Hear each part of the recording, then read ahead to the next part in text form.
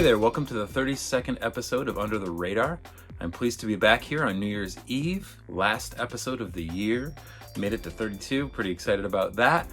Before I break into this episode specifically on the band that I'm covering, I wanted to let you know that I finally got the Singularity CDs by Slave to Servant in, which is a collection of 16 tracks that were kind of just the embryonic stages of forming this band and project. Half of them are pretty much acoustic, but some of them are live bands, some of them are remixes. They're just various singles, 3 of which haven't been released yet. I'm planning on making some music videos for a few of those songs still this year, just to promote this release. But there are 1,000 copies of this guy out right now. I sent out the first batch of orders.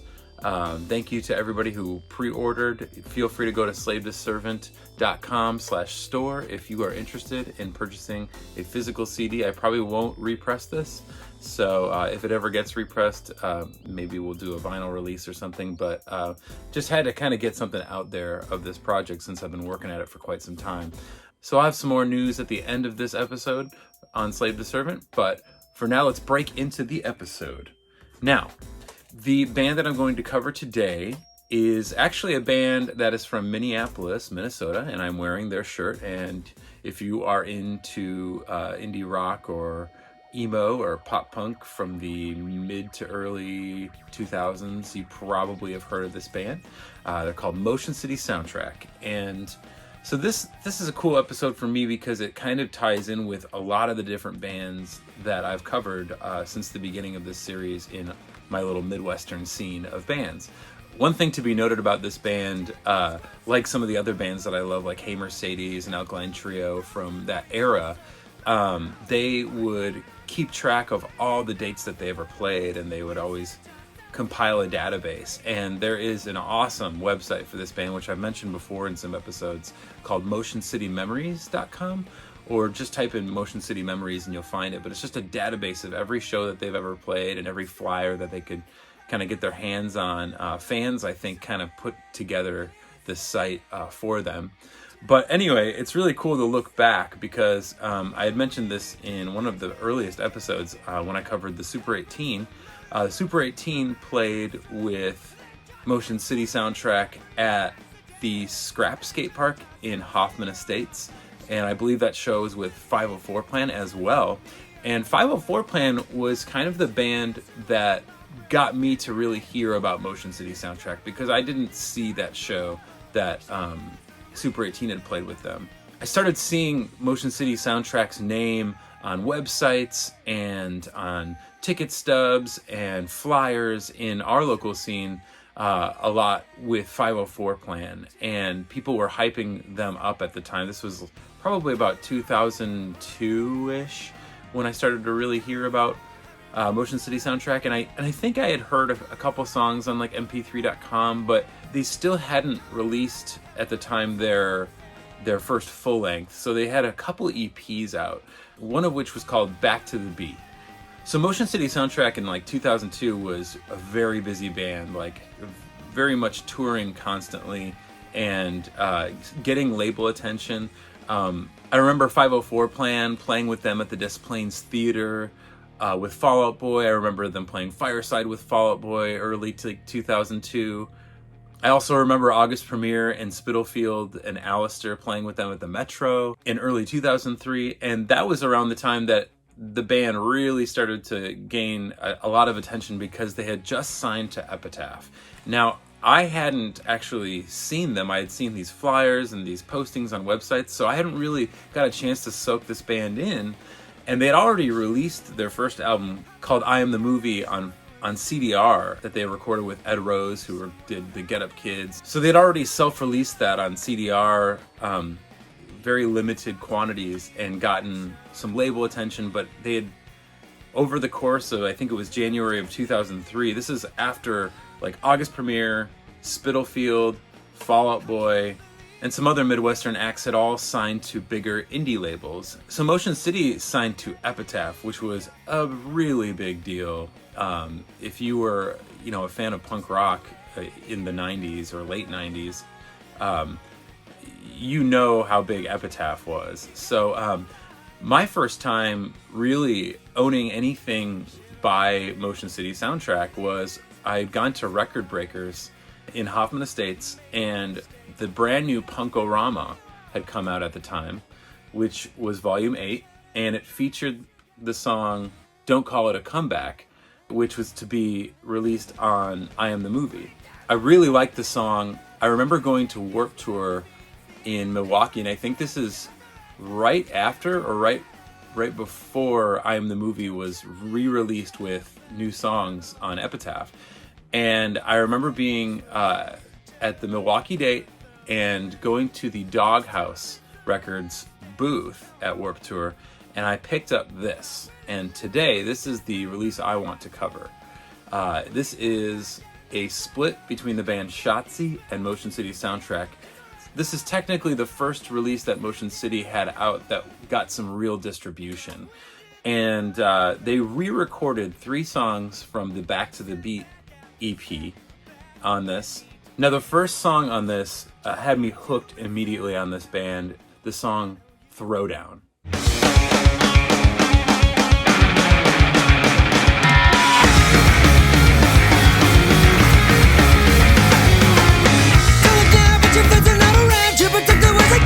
Just like that, you say the words I'm doing, yeah, I've got a message too, and we're all the same as you. That's what you say when you're falling down, that's what you say when you're falling down, that's what you say when you're falling down, that's what you get when you throw down.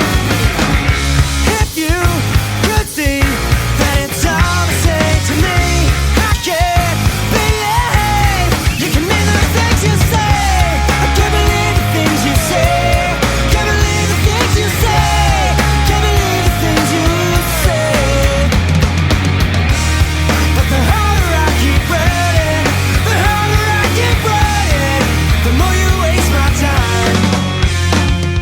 I cannot tell you how many times I played that song over and over and over. The drumming, notably, Tony Thaxton and his style, I just loved that song. I think one thing about this band is they get categorized a lot under the pop punk genre, and I would say that there might be a little bit of that influence, but you could really hear in this band a lot more like post-grunge, indie rock, straight up indie rock influence in what they're doing on the chords and the feedback and the noise.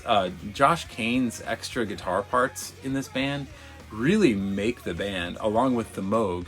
Like the Get Up Kids and their Moog pop, rock, emo, Get Up Kids fell more under that classification, and I would never even really consider Get Up Kids to be a pop punk band at all. Therefore, I would definitely argue that Motion City was much more of a straight indie rock, kind of emo influenced post-grunge alternative rock band. Anyhow, the second song on this EP, which was my favorite version actually of this song, was a song that was also re-recorded for I Am the Movie, the Epitaph released version, a song called Capital H. Call me back tomorrow, call me back at 11:15. I'm half drunk and I can't see straight. I hear a zero with the capital Z. Singing songs from the balcony as the city crumbles under the powers of an evil doctor rocket science module with capabilities to destroy the entire universe. Call me back tomorrow, call me back in the ballroom swinging, call me back with my Superman action and I'm off to save the world. Call me back tomorrow, call me back in the ballroom swinging, call me back with the capital H just as a hero and the hero's me.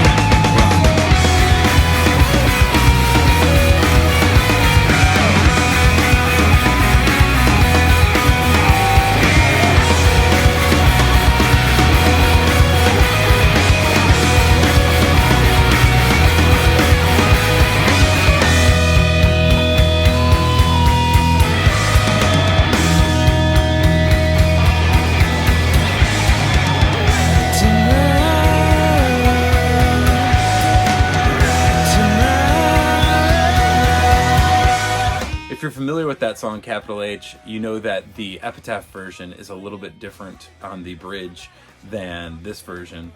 There's some singing that isn't on the full-length version.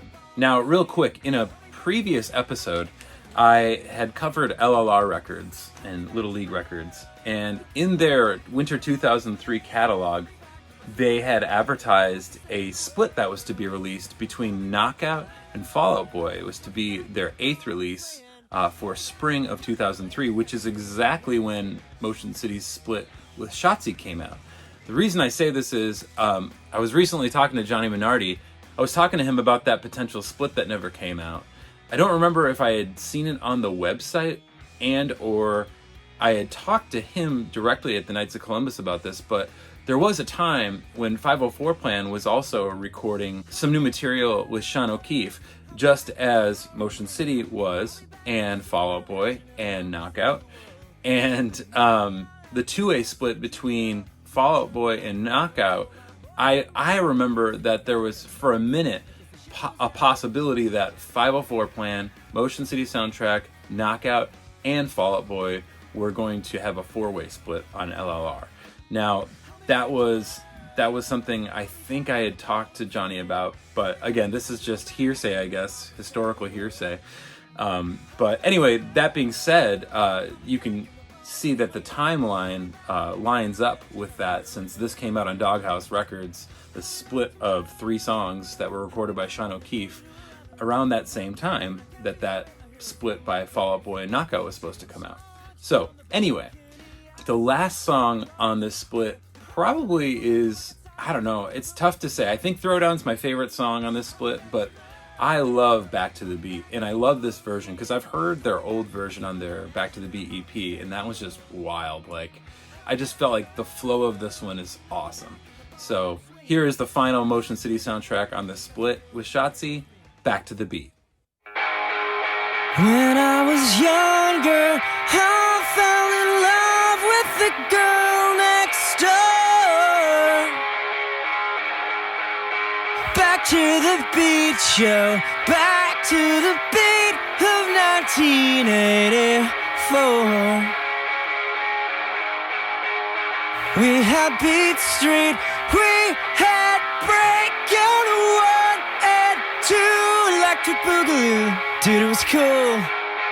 We bust out the cardboard in the back street by the drugstore, just me and you. After school, you said I did the work better than anyone that you knew. Breaking with you was the best time of my life. I wanna break dance, yeah, I wanna get down with you.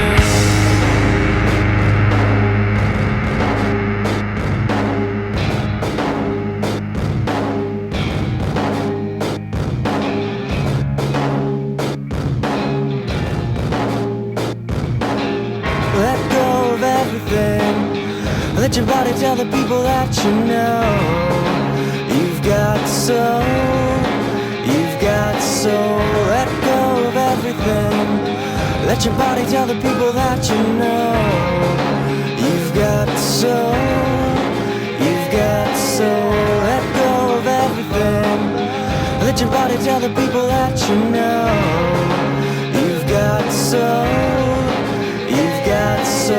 let go of everything, let your body tell the people that you know. You've got soul. Really cool, like the drum machine vibe. I don't know if that was just a drum sample of real drums. I would assume that it was, but some of the noises, the piano, just a really cool, like something that Jimmy World would have done, you know, like circa, you know, Clarity, somewhere in there. But again, very much more silly and humorous and poppy than the early Jimmy World material. Anyhow, again, I walked away 2003 from the Warped Tour in Milwaukee, and I remember falling in love with this EP. And something else that I picked up at the Warped Tour was Epitaph had released a DVD mix, like a video mix of music videos that were featured from upcoming releases on Epitaph for 2003.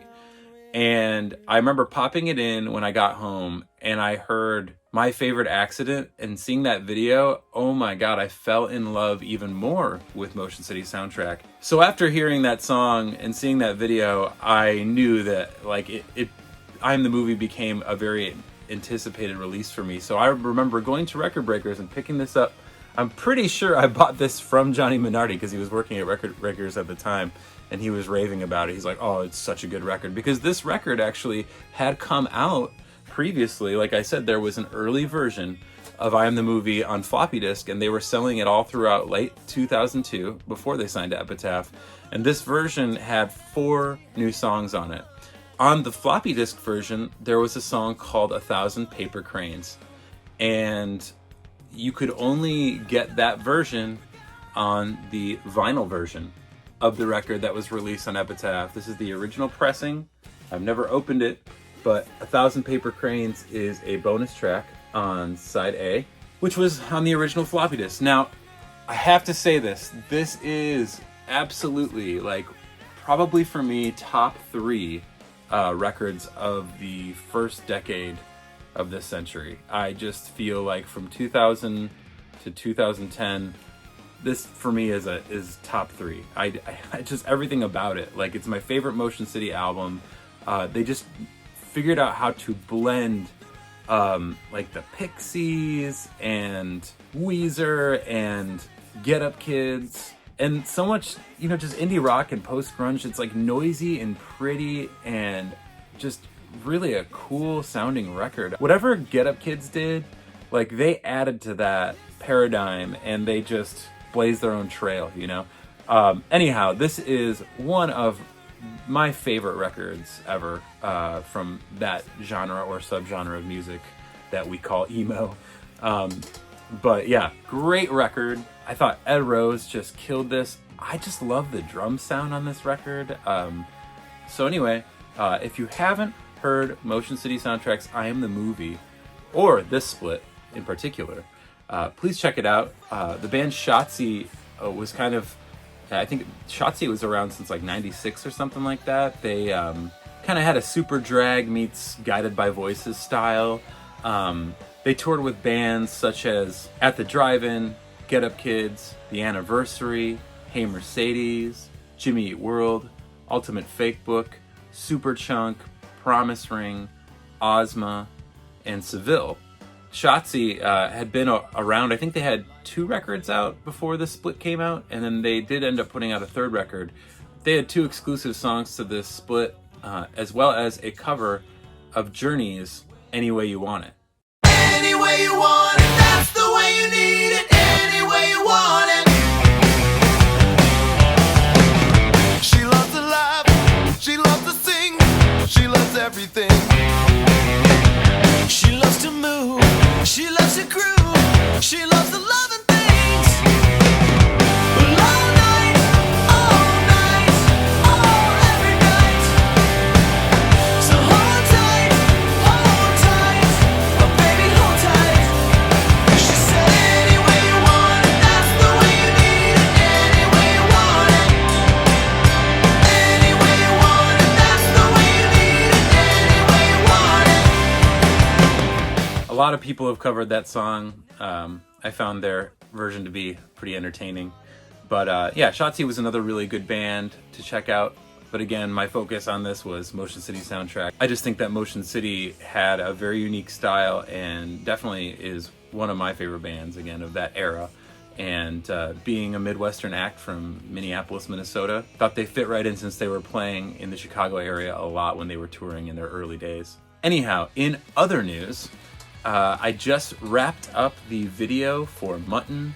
I'm gonna probably be dropping that in the coming months. I'm not sure when. Working on some single art for that.